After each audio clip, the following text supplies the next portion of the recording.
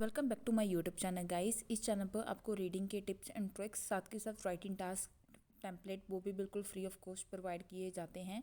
तो इस चैनल को ज़रूर सब्सक्राइब कीजिएगा और अपने लिसनिंग के स्कोर्स कमेंट सेक्शन में ज़रूर शेयर कीजिए। You will have to answer questions on what you hear. There will be time for you to read the instructions and questions, and you will have a chance to check your work. All the recordings will be played once only. The test is in 4 sections. At the end of the test, you will be given 10 minutes to transfer your answers to an answer sheet. Now, turn to Section 1. Section 1. You will hear a conversation between a representative whose name is Dawn and a prospective member of an automobile club. First, you have some time to look at questions 1 to 6.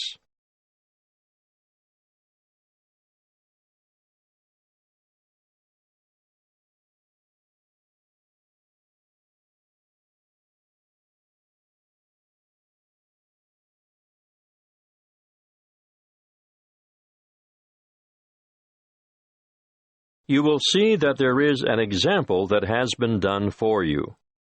On this occasion, only the conversation relating to this will be played first. Good morning. My name is Dawn Buffett. How can I help you? Good morning, Dawn.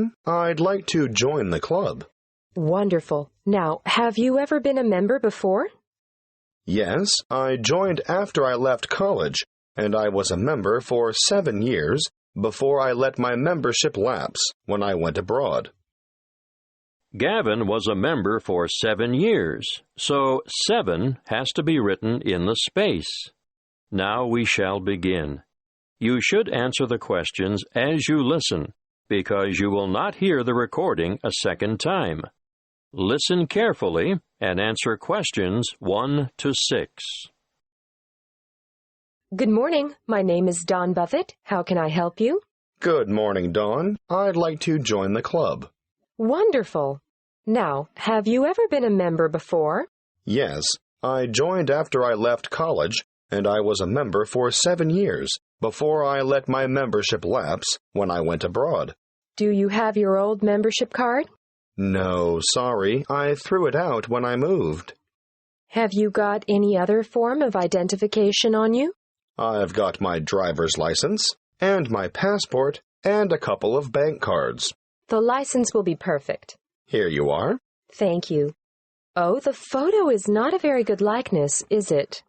No, I've shaved off the beard and cut my hair since that was taken. I'm going to have to make a note of some of these details, and I'd like you to correct me if any of them have changed. Obviously, the number here will be the same.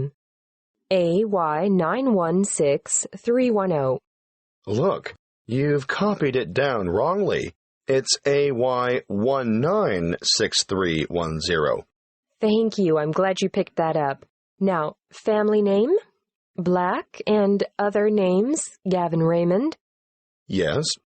And you were born on the 22nd of January, 1973. That's correct. Can I just remind you that you'll need to renew your license by the 19th of May, 2012? You wouldn't believe the number of people who get caught out with an expired license. Thank you. I must admit, although I carry it around in my wallet, I wasn't really aware of that. Not many people are. I've been caught out myself. Now, I can see that you're one of those who has opted out of having an address printed on the card, and I can understand that. Personally, I think it's better security not to have it, in case your wallet gets stolen, for example. I agree. Can you give me your current address for our records? Yes, of course. I live at 29 Sunset Street, Meadowbank. Thanks. Actually, my uncle lives in the same street. It's a very nice area, isn't it? Yes, pretty good. Now, you've got 3 classes of license: motor car, motorbike, and heavy vehicle. Do you want to be covered for all 3? Oh, not anymore. I had a motorbike when I was a student, and then, before I went abroad, I worked as a truck driver for a while. But I never want to do that again. These days, you'll only find me behind the wheel of a car. Well, that's all done. Now for one final question. What's that? I need to ask you whether you've ever had any driving or other convictions or endorsements on your license. Well, I've had a few parking tickets. We don't count those. And I haven't had any endorsements, but I do have a dangerous driving conviction from back in 1993. I was young and inexperienced, and going too fast in wet weather, and I slid off the road and hit a power pole. Well, I have to make a note of that, but you're lucky. Because it's over 15 years ago, it won't be held against you. Before you hear the rest of the conversation, you have some time to look at questions 7 to 10.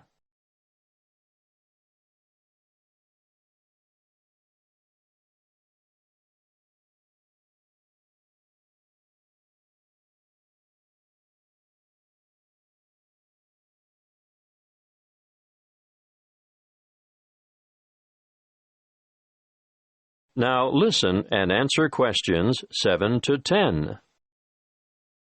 We've changed quite a lot here at the Royal Car Club since you were last a member. Oh? We now have 4 different levels of membership, starting at blue, then moving through bronze to gold. What does that mean exactly? Well, you get a different level of service and different benefits depending on what you choose. Of course, that is reflected in the annual fee. The more benefits, the higher the fee. I see. The standard club care comes with a 5% discount at bronze level and a 7.5% discount at silver level. And gold? If you own more than one car, I'd recommend the gold level because you only pay half the fee on your first vehicle. I'm not sure I need that. Well, bronze and silver have $10 and $20 off the insurance fee, but with the gold membership, say you had an accident and your car was badly damaged or off the road for any length of time, you'd be eligible for car hire at no extra cost. That's good. There's one more thing. If you need to borrow money to purchase a new car, we offer personal loans at a reduction off the general applicable rate. These start at 0.25%, go up to 0.5% at bronze level, and increase to 0.75% at the next level. Gold has a whopping 1.25% reduction on the applicable rate. Well, that is something I should consider, perhaps. Thanks for your help. I'll think it over and let you know. That is the end of Section 1. You now have half a minute to check your answers.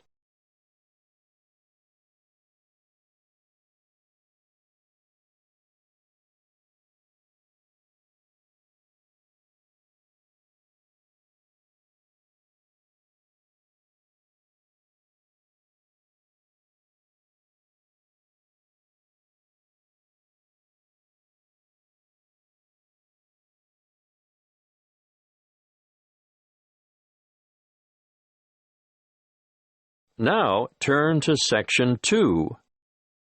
Section 2.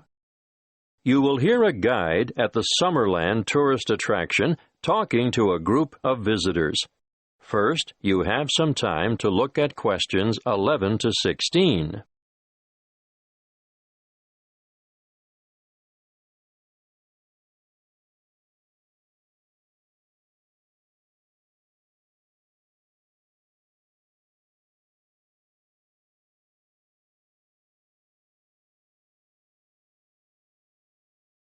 Listen carefully and answer questions 11 to 16. Welcome to Summerland. I'm your guide, Jackie, and I'm going to tell you a little bit about what we do and have here before I take you on a tour of the facilities. In our air-conditioned restaurant, we can cater for anyone from the individual diner to families and tour groups, but we also do functions such as weddings, conferences, birthday parties, and so on. We have a delicious modern menu on offer in the restaurant, or perhaps you'd prefer to sit outside in the courtyard overlooking the lush tropical gardens. And for those booking a function, we devise an interesting set menu according to the type of celebration and the client's budget. If formal dining isn't what you're after, we operate a takeaway food bar, which has a range of light snacks and refreshments, just the thing if you're supervising children in the playground. The playground and picnic area makes a great alternative to the beach. If you've remembered to bring your bathing suit and a towel, you can cool off in the water spray park. Parents can sit back, relax, and enjoy a coffee, while the kids have fun in our fully fenced, shady playground and picnic area. What a way to make the most of the warmth and sunshine we have here in abundance. The older children will love to visit the historic cottage with their parents. This was the original homestead on the property and is now preserved as a museum with an educational DVD and cinema room. You'll find the information centre here also, and you'll be able to pick up some glossy brochures to take home with you and show your friends. Don't worry, we have more than enough leaflets for you to take home. Visit the gift shop and you'll find an enormous variety of local products, fine foods and handicrafts on sale. Some say that this is the best displayed and priced shop in the region. There is more to be admired and purchased in the garden nursery, which has an extensive range of flower pots, indoor and outdoor plants, statues, and all kinds of other garden accessories to adorn any home or garden. While we're on the topic of gifts and such, I must mention the woodcrafting shed and urge you to take a look at the amazing products that the woodcrafting team produces there. You'll be able to watch them at work and buy anything they've made. The toys they produce are not only original, but some of the finest craftwork you'll ever see. Take your little ones by the hand and keep an eye on them, because they'll want to play with these, but they can't be played with unless they're paid for. Last but not least are the orchards.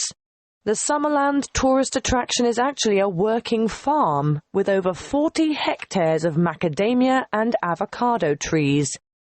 The macadamia nuts are picked by machine from April through to September. The avocados are grown, hand-harvested, packed, and marketed on site. Before you hear the rest of the talk, you have some time to look at questions 17 to 20.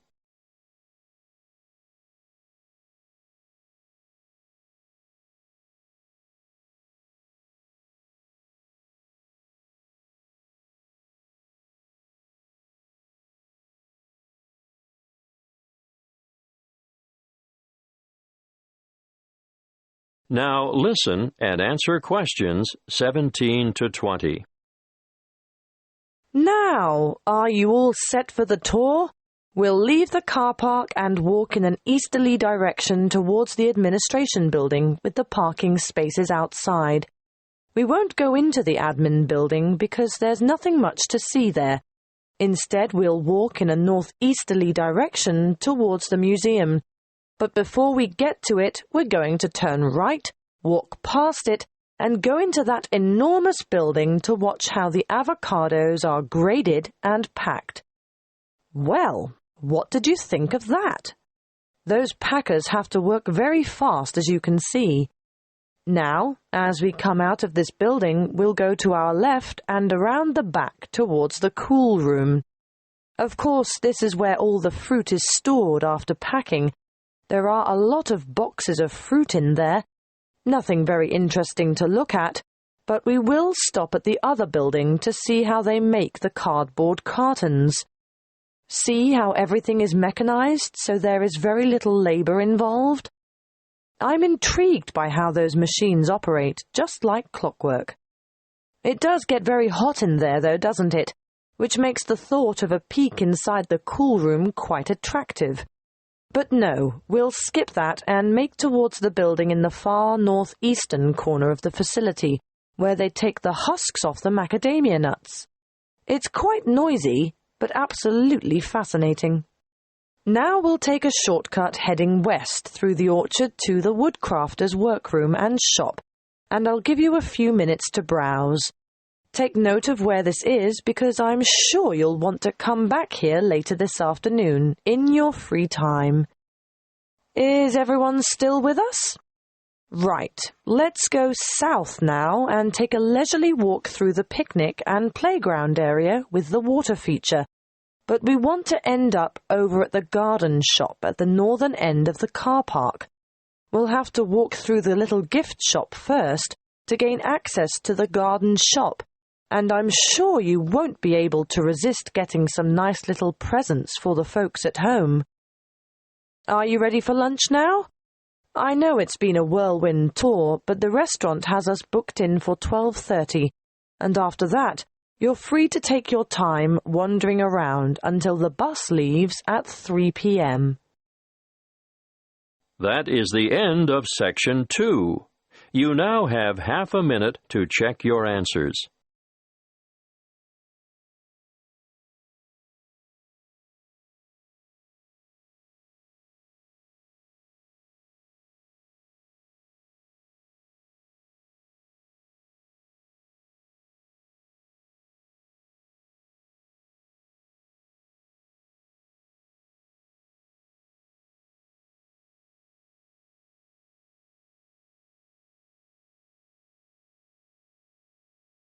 Now turn to Section 3. Section 3. You will hear a conversation between a lecturer and two horticulture students who are preparing a display for a science fair. First, you have some time to look at questions 21 to 25.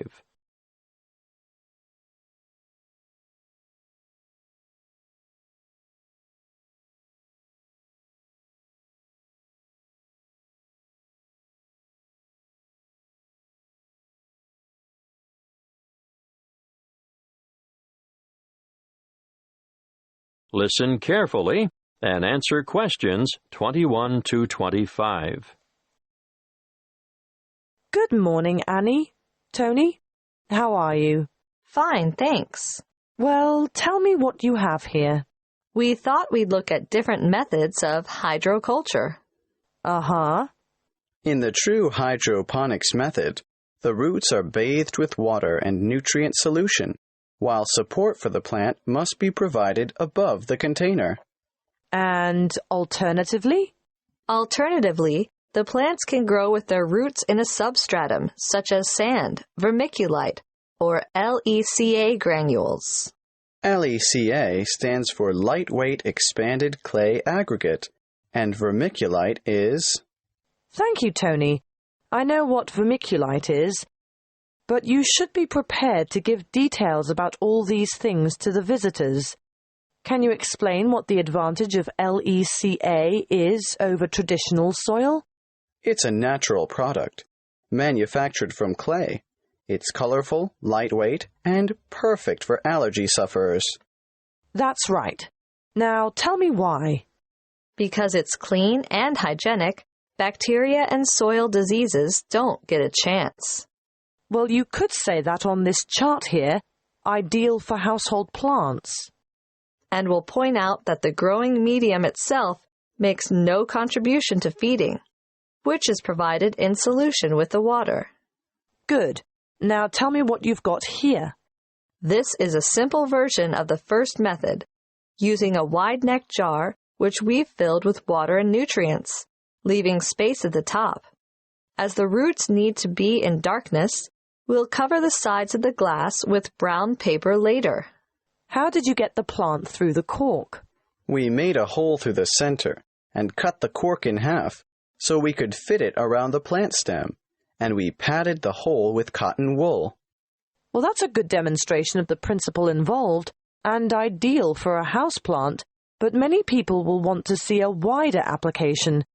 What about more plants? We haven't quite finished the preparation yet, but over here you can see a bigger container.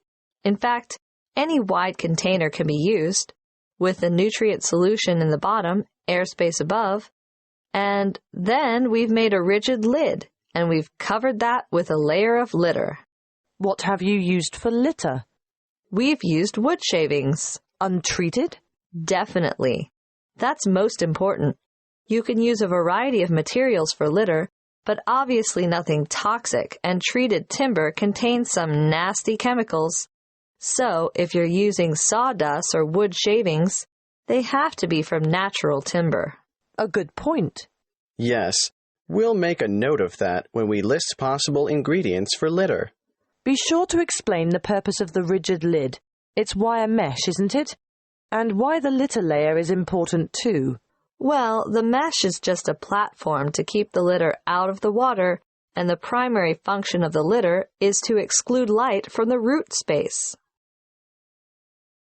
Before you hear the rest of the conversation, you have some time to look at questions 26 to 30.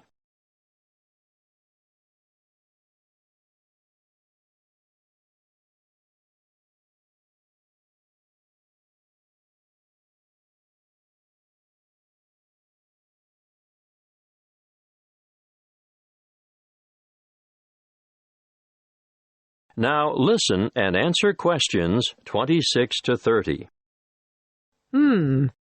What you have so far is ideal for the home or office, but what about commercial applications? Well, we're going to demonstrate the nutrient film technique, which is popular with some commercial growers, particularly for the cultivation of crops such as runner beans and tomatoes. Producers would really like to see some innovation in the cultivation of potatoes and yams too, but obviously, this technique is only suitable for those crops which grow above ground. What about peas? Well, we found peas were awfully tricky to grow using this method, although we're still unsure as to the reason. Where's the exhibit? I don't see it anywhere. Well, that's because we haven't finished it yet, because we're going to have to procure some mature plants first. We didn't think far enough ahead to have started them off earlier, and when we do get them, we'll have to handle them carefully. Yes, because when our model is finished, you'll see how the plants are held in position by a plastic tube which almost encloses them completely and is quite loosely fastened around the stems. Yes. And the feeding or watering system? Well, it's a bit different. On a large scale like this, you need to have the food solution trickle down through the tubes. Yes, but the solution must also be rich in oxygen. And what? It just bathes the roots? That's one way of doing it. What's the other way? You can have the solution moistening a substratum of rock wool at the bottom of the container. Rock wool? It's the same as mineral wool. You know, a lightweight fibrous material, the kind of thing used for insulation. Or you can use a layer of paper fiber. Oh, yes. Something that has the capacity to absorb the solution, right? Well, you do need to experiment a little. For example, we tried coconut fiber, but it just didn't have the properties we were looking for. I see. In our display, you'll only see the basics, the kind of thing that can be done at home in the backyard. But commercial enterprises do need a lot more equipment, and the media used in substrata are constantly changing as new developments are made. The cost of upgrading is ongoing. And there's always the potential of outright failure when changing systems from one you know and understand to an innovative one. Of course, there's no room for guesswork in business. You have to try to get everything right first time. That is the end of Section 3. You now have half a minute to check your answers.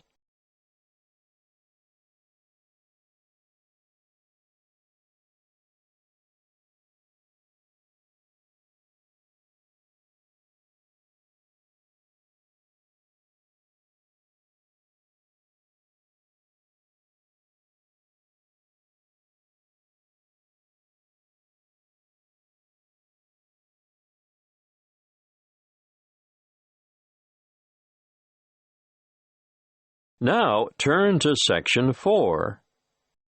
Section 4. You will hear a talk given by a guest lecturer in the Continuing Education Department. First, you have some time to look at questions 31 to 40.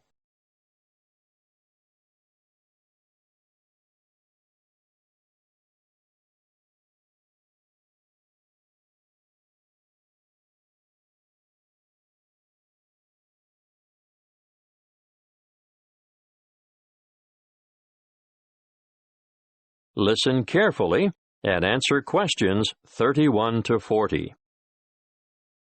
Good evening. I'd like to thank the Continuing Education Department for hosting this series of lectures on people behind the names you thought were fiction. Welcome to this talk on the Grand Old Duke of York.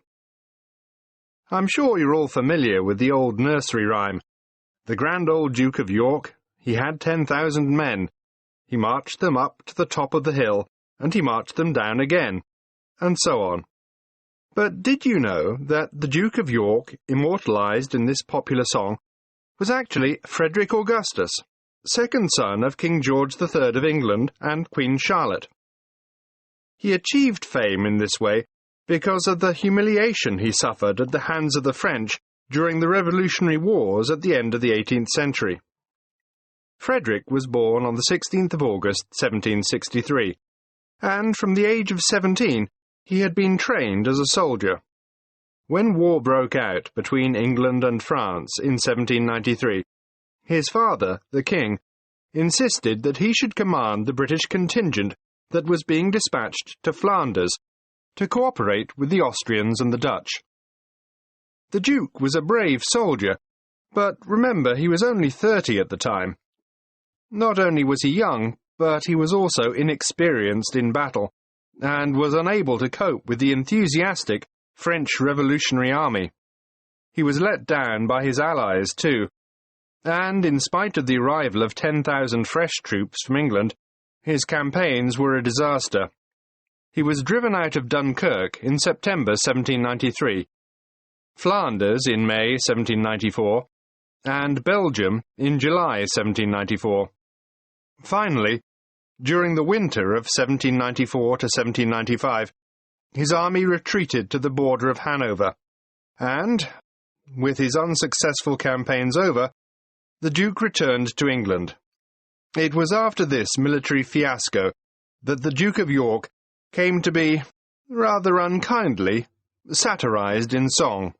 Would you believe, despite all this, King George III arranged his son's promotion to the position of Commander-in-Chief of the army in 1798, and in the following year he was appointed to command an army sent to invade Holland.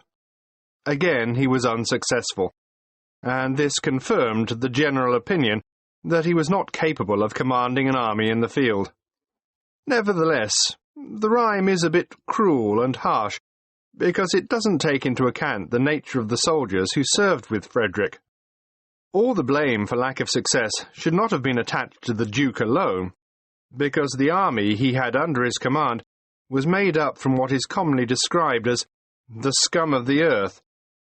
This is a somewhat offensive term, used to refer to a group of people regarded as despicable and worthless. Who were they, these ordinary soldiers? Well, they were mostly vicious, brutal ex-convicts, or raw recruits, and elderly men. The officers who commanded them were all untrained as military men. In fact, they were anybody who could afford to buy a commission. But here's the really great thing that, unfortunately, the Duke of York is not remembered for. He realized that this was a hopeless kind of army, and he set about improving conditions in order to recruit higher-quality soldiers. He introduced padres. Are you familiar with the term? No? Well, let me explain. You see, members of the British Armed Forces are generally Christians of one denomination or another, and a padre is a Christian cleric or chaplain who ministers to the soldiers and attends to their spiritual needs, without belonging to any particular grouping within the Christian faith. Now, where was I? Yes, Frederick introduced padres, doctors, and veterinary surgeons to the battlefield. Why vets? To attend to the horses, of course. Remember, we're talking about late 18th century battlefields. He was also the founder of the Royal Military College for the Training of Officers at Sandhurst. Yes, the very same one where the princes and other members of the royal family receive their military training today.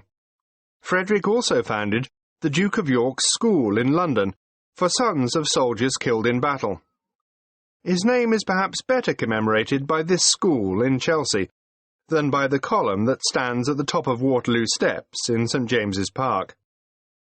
In 1807, the Duke was involved in a scandal with a woman and, as a result, resigned as Commander-in-Chief. But he was reinstated in 1811 by his elder brother, the Prince Regent, who later became George IV of England. He continued in this post until his death in 1827. That is the end of Section 4. You now have half a minute to check your answers.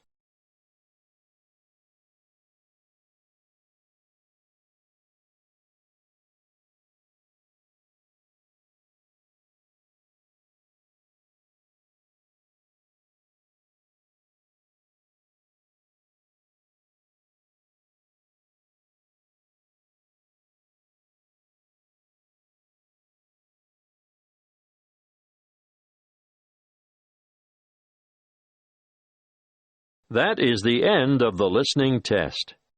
You now have 10 minutes to transfer your answers to the listening answer sheet.